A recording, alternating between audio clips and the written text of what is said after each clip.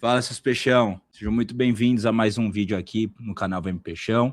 Quem vos fala é o PH Feitosa e nós estamos aqui para falar sobre as 3 principais posições que o Santos, entende-se departamento técnico, né, e comissão técnica, Vojvoda, mais departamento de futebol, decidiram ser fundamentais para o ano de 2026. Mas não vamos esquecer, principalmente você, Santos, nós não temos dinheiro.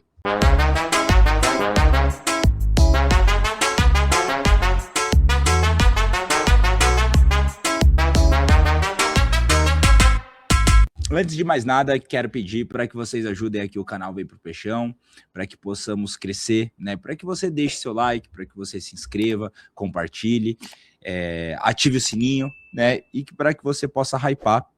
Isso é muito importante para nós, para que o YouTube entenda que o nosso conteúdo é relevante e poder levar para mais pessoas, né? E nós já passamos de 110 mil peixões aqui no canal, então nos ajude para que possamos atingir a nossa meta aí de 120 mil, beleza? Então é isso aí, seus peixão. Bom, acabaram os jogos, né? Então não tem mais pré-jogo, não tem mais pós-jogo, não tem mais pós-coletiva. Eu não sei se isso é bom ou se isso é ruim. Santista é complicado, né? Quando tá tendo jogo, a gente sofre porque tá tendo jogo. Quando não tá, a gente sofre por não tá tendo jogo, né? Eu sente falta de ver. Não de ver o time jogando, né? Porque tava difícil. Mas de acompanhar aí o Santos, né? Mas agora também chega um momento muito importante para o clube, que é o final de temporada, né? Ou seja, tomar as decisões para o ano de 2026, pensando no planejamento de 2026, pensando em jogar 4 campeonatos no ano de 2026. E o Santos, obviamente, não só tem a obrigação, mas como passa pelo planejamento estratégico, né? O planejamento de futebol do Santos de 2026, a contratação de pelo menos 3 jogadores para 3 posições diferentes. Posições essas que tanto o departamento técnico, né, a comissão técnica do Vojvoda e o departamento de futebol, né, Alexandre Matos, entendem fundamentais para os objetivos do Santos de 2026. Tá? Isso quer dizer que só precisa destas 3 posições? Não. E acho que todos concordam com isso. Mas são aquelas posições cruciais para o Santos e que o Santos tem que se atentar e priorizar elas justamente porque o Santos está quebrado. O Santos com seríssimas crises financeiras. Assim como o Du gravou o vídeo, se vocês não viram, vão lá dar uma conferida. Tá? Mais um belo trabalho do grandíssimo Marcelo Teixeira, né? Ele fala que já pegou o clube quebrado, né? Mas ele conseguiu piorar, tá? E vale ressaltar que, inclusive, a grande probabilidade, e tudo indica, que o Santos vai gastar menos do que gastou em 2025 com contratações, né? E esperamos que eles possam fazer mais com menos, né? Que vindo dessa gestão acho muito difícil. Mas enfim, né? Então o entendimento da comissão técnica e do departamento de futebol, que uma das posições cruciais para o Santos é a posição do camisa 8, é a posição do volante. Mas, PH, pô, a gente encerrou o ano com o Schmidt jogando bem, com o Arão jogando bem, ainda tem Zé Rafael. Sim, mas a ideia do Vojvoda e do departamento de futebol é que nós tenhamos um volante mais camisa 8, que aí não é bem volante, né? Aquele jogador de transição, meia central. Ele faz durante o jogo uma posição ali como um volante de marcação firme em posição física, mas também na saída do jogo é um jogador com características de camisa 8 para 10, né? Também características ofensivas, que tem ali qualidade no drible, que tem qualidade para sair jogando, que tem qualidade para pisar na área. O Arão, baita de um jogador, crucial para o segundo semestre do Santos, né, no ano de 2025, e a mesma coisa o Schmidt, só que são jogadores mais camisa 5, jogadores ali de marcação e para fazer o primeiro passe, né, fazer aquela combatividade no meio de campo. Não são aqueles jogadores que vão ao ataque, que ajudam a armar o time. Tem o Zé Rafael, que peca um pouco na parte da marcação, sai jogando, mas ainda assim não é aquele jogador camisa 8, é realmente ali um camisa 6, né, entre 6 e 8, então a ideia é que tenha mais um jogador.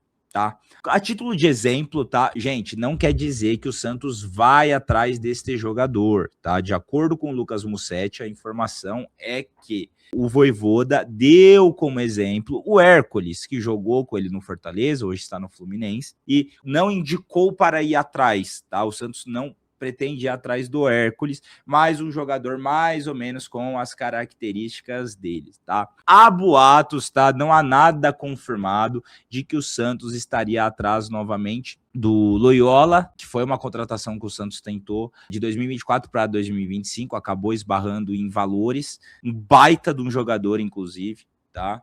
Tem também o Nardoni, né, que aí tem algumas especulações que estaria aí na mira do Santos, o que eu acho muito difícil, tá, gente? Muito difícil que o Santos esteja atrás dele, mais difícil ainda que o Santos contrate. É um jogador de alto escalão, é um jogador que tem mercado lá fora, é um baita de um jogador e com baita valor de mercado. Tá? Então, acho difícil que isto seja uma informação real, e mesmo que seja, acho muito difícil que o Santos consiga ir adiante, né, na contratação deste jogador. Bom, de acordo também com o portal Meu Peixão, o Santos poderia estar mirando aí também o jogador Ascacibar, que também é um bom jogador do Estudiantes e também seria uma boa opção para essa posição que o Santos precisa, né? Que o Santos está procurando. Bom, esta é uma das posições, né? A outra seria, obviamente, um suplente, né? Um jogador para substituir o Guilherme, que está de saída para a MLS. Ainda não há confirmação dos valores, mas aparentemente subiram a proposta de 9 milhões para 11 milhões de reais, tá? Então, o Santos deve fechar um acordo mais ou menos nesta casa, tá? E a ideia é não só substituir, mas trazer um jogador ainda melhor do que o Guilherme. Então, um ponta esquerda que tenha muita disciplina tática, né? Assim como o Guilherme tinha, no sentido de ajudar na marcação, de voltar, de fazer ali as funções táticas, né? De movimentações. Então, um jogador bastante disciplinado taticamente, mas que também, quando chega lá na frente, é um jogador habilidoso, um jogador do 1 para 1, que pode tanto criar jogadas com bons passos, com uma boa visão de jogo, mas também quebrando linhas de marcação, quebrando as linhas defensivas do adversário, no drible, no 1 contra 1. Que o Guilherme, com todos os méritos dele, com todos os esforços, e somos gratos, principalmente ao final da temporada do Guilherme, mas coisa que o Guilherme realmente não tinha, que era algo que faltava no Guilherme. Eu comentei muito isso, né? Para mim, o grande problema dele é que ele só funcionava para dois tipos de estratégias, dois tipos de jogos, onde ele tinha espaço para ir em direção ao gol.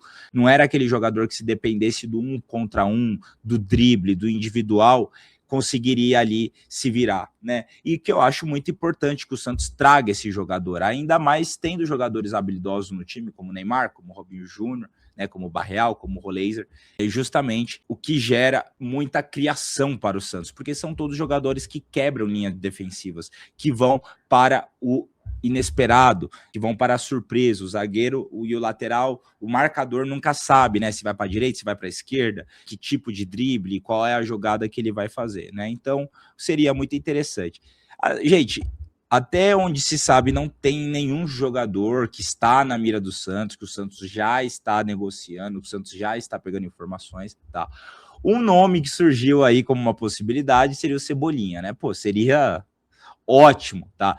Tudo bem, não é o mesmo Cebolinha, que um dia já foi no Grêmio, que um dia já foi no Flamengo, que inclusive jogou muito bem no último jogo do Flamengo, pelo Mundial, tá? Entrou muito bem no jogo, no lugar do Samuel Lino, e também não é o mesmo Cebolinha, que fez uma boa Copa América, que foi bem pela seleção brasileira, mas continua sendo um Everton habilidoso, um bom jogador, um jogador diferenciado, e que hoje está no melhor time da América. Né? Não estou falando do maior, estou falando do melhor, que está vivendo a melhor fase, né? Que hoje é o único tetracampeão da Copa Libertadores. E mesmo assim ele tem seu espaço, tem ali, ele joga, né? Mas não é o jogador titular. Então tem que ser levado isso em consideração também. Eu acho que para a realidade do Santos, seria um jogador que mudaria o patamar da ponta esquerda do Santos. Mas novamente, gente, o Santos tem um imperativo de dificuldade financeira muito grande. Lembrando que nem o Barreal, que o Santos tem a obrigação de compra, o Santos está conseguindo chegar num acordo com o Cincinnati por dificuldade de chegar no consenso de pagamento, porque o Santos está com uma dificuldade financeira muito grande, tá? Mais uma vez, a importância de se investir na base, né? Coisa que a diretoria não fez em 2025 e talvez a gente pudesse já ter jogadores alçando, estarem prontos aí para assumir essa posição, né? Enfim.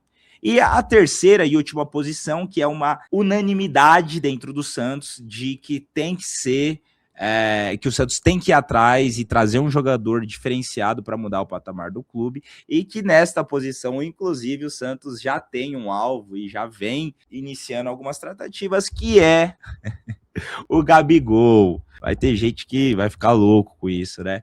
Gente, o Gabigol, primeiro, ele entra na mesma questão do Cebolinha, na mesma questão do Nardoni, do Loyola, por exemplo.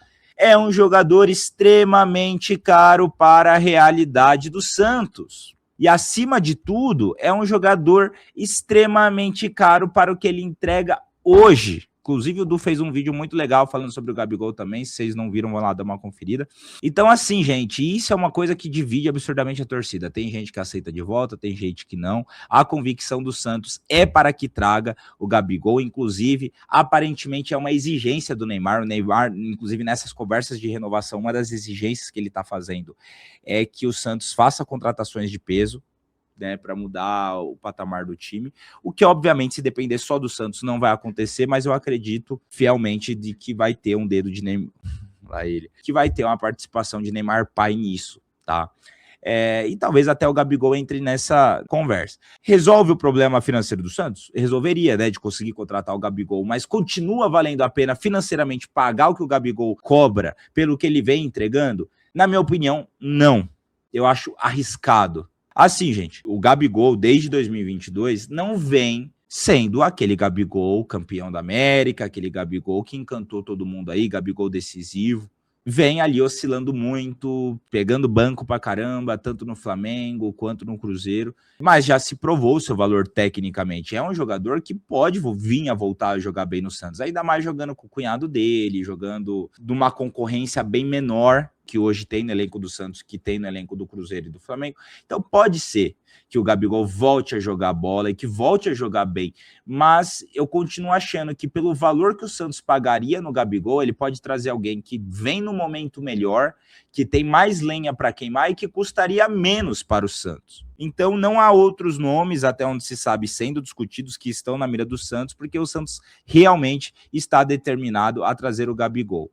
Para mim, é extremamente loucura o Santos querer trazer o Gabigol. Se tiver apoio do Neymar pai, não. Tá? Eu acho que entre todas as contratações que o Santos já fez em início de temporada, não seria das piores. Eu acho que tem chance de dar certo e, gente, é um jogador que tem histórica, um jogador vitorioso, que inclusive foi elogiado pelo Pedrinho, o comportamento dele dentro do clube, com a equipe, então, que é um jogador de grupo. Então pode ser, né? Se ele não vir para desagregar, é um jogador que já demonstrou seu valor e que dificilmente jogando como titular no Santos e jogando com o Neymar, não vá fazer uma boa temporada. A questão é, ele entregaria para o Santos o suficiente o que ele custaria? É aí que tá, né? Então, seria basicamente isso, seus peixão, tá? Ainda é tudo muito recente, né? Ainda é tudo muito especulação. Já estão falando também que o Santos talvez estaria interessado no Moisés, o ponto esquerda do Fortaleza. Ele é ruim? Não, mas não é jogador para nível de Santos, porque o Santos precisa para 2026. Chega de contratar jogador de time rebaixado. Falaram de Mancuso, Pochettino, são jogadores ruins. Mancuso dá para discutir. Pochettino não, é um bom jogador, mas não vai mudar a realidade do Santos. É um jogador já com mentalidade de rebaixado, foi rebaixado, né?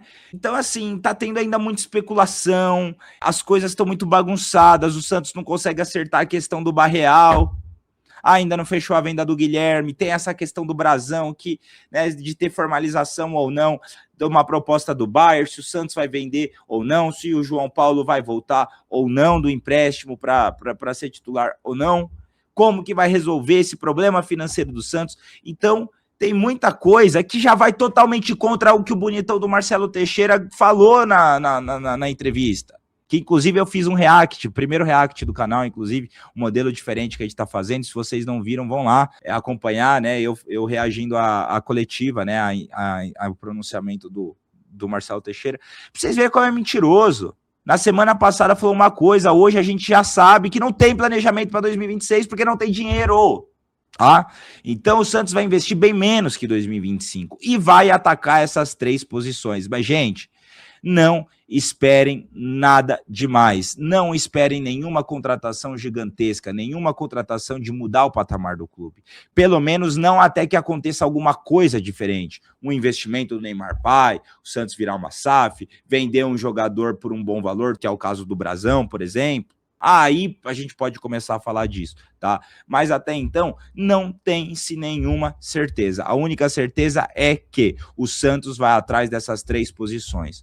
Nível desses jogadores, já tem algum que é certeza que o Santos está atrás, está mirando, está negociando? Gabigol.